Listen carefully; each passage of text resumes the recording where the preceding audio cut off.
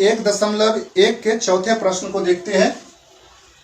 तो हमारा चौथा प्रश्न कथन दिया हुआ है। कहता है कि नीचे दिए गए कथन सत्य है या असत्य है। अगर सत्य है तो सत्य लिखना है, असत्य है तो असत्य लिखना है, लेकिन उसमें अपना कारण बता रहा है कि क्यों सत्य है और क्यों असत्य है, और कारण में अपना उत्तर देना है। यानी कुछ कथन दिए हुए हैं, 3 कथन हैं, और उस कथन को यह बताना है कि यह कथन सत्य है या यह कथन असत्य है। अगर सत्य है तो क्यों सत्य है, और असत्य है तो क्यों असत्य है, यह कारण के साथ अपना आंसर को देना है। तो ध्यान दीजिए, बिल्कुल ध्यान दीजिए, आप तुरंत समझ जाइएगा इसको। तो देखिए यहां पर क्या कहता है कि प्रत्येक प्राकृतिक संख्या एक पूर्ण संख्या होती है। फिर से ध्यान दीजिए, प्रत्येक प्राकृतिक संख्या एक पूर्ण संख्या होती है।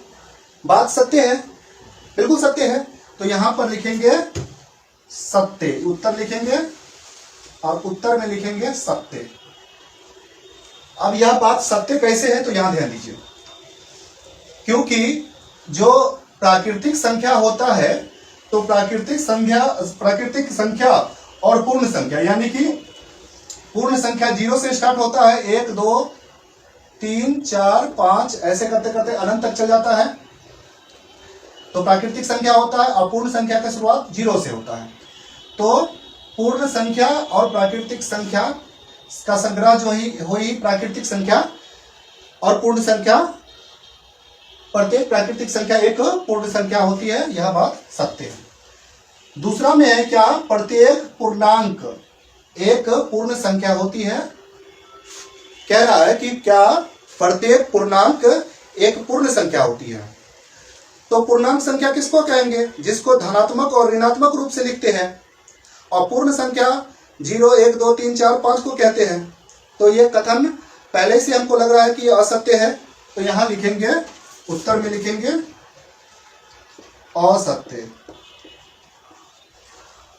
असत्य क्यों है, क्योंकि पूर्णांक संख्या धनात्मक और ऋणात्मक रूप से लिखते हैं। जैसे -5 -4 -3 -2 -1 0 1 2 3 4 5 ऐसा रहेगा। लेकिन पूर्ण संख्या जो होता है, पूर्ण संख्या होता है, वह हमेशा धनात्मक होता है। 0 से लेकर 1 2 3 4 5 करते हुए अनंत तक चल जाता है। तो इस तरह से हम कह सकते हैं कि प्रत्येक पूर्णांक एक पूर्ण संख्या नहीं होती है, यानी कि यह कथन असत्य है। प्रत्येक पूर्णांक एक पूर्ण संख्या होती है, यह कथन क्या है, असत्य है। अब देखिए तीसरा प्रश्न है, प्रत्येक परिमेय संख्या एक पूर्ण संख्या होती है। क्या कहता है कि प्रत्येक परिमेय संख्या एक पूर्ण संख्या होती है। तो यह भी कथन क्या है, असत्य है। असत्य है, क्यों है, क्योंकि परिमेय संख्या में -4/2 होता है, -3/1 हो सकता है, -8/5 हो सकता है। लेकिन पूर्ण संख्या जो होता है 0 होता है, 1 हो जाएगा, 2 हो जाएगा, 3 हो जाएगा। अब यहां पर प्रश्न कहेगा कि सर इसको तो परिमेय संख्या में लिख सकते हैं, क्योंकि 0 1 ऐसे तो लिख सकते हैं, लेकिन इसको ऋणात्मक रूप में नहीं लिख सकते हैं। इसको ऋणात्मक रूप में, पूर्ण संख्या को ऋणात्मक रूप में नहीं लिख सकते हैं। यही कारण है कि प्रत्येक परिमेय संख्या एक पूर्ण संख्या है, यह बात क्या है, असत्य है। तो देख लीजिए फिर से कि प्रत्येक प्राकृतिक संख्या एक पूर्ण संख्या होती है, असत्य, सत्य। प्रत्येक पूर्णांक एक पूर्ण संख्या होती है, असत्य। प्रत्येक परिमेय संख्या क्या एक पूर्ण संख्या होती है, यह भी बात असत्य है।